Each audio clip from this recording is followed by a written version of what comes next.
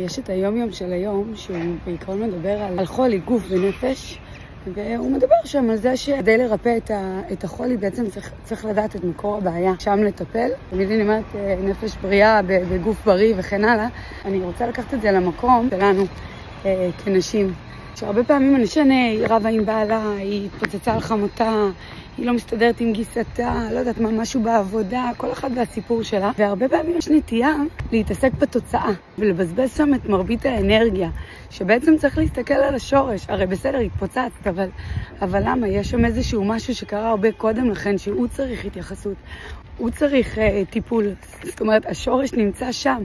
כי אם לא, תמצאי את עצמך באותו לופ. וזה לא משנה אם זה בעניין שלום בית, זה לא משנה אם גיסתך, עם חמותך, עם העובדת שלך, זה באמת לא משנה.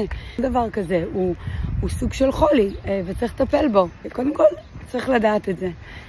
וממש לרצות להתרפא, זאת אומרת, להבין שיש פה בעיה, ולהבין שהיא צריכה טיפול. ובסוף כמובן להאמין שאת הקדוש ברוך הוא יסייעתא דשמיא, את צריכה לרצות, בעזרת השם הדברים יבואו על מקומם, לא משנה מה, whatever, כאילו באמת זה לא משנה.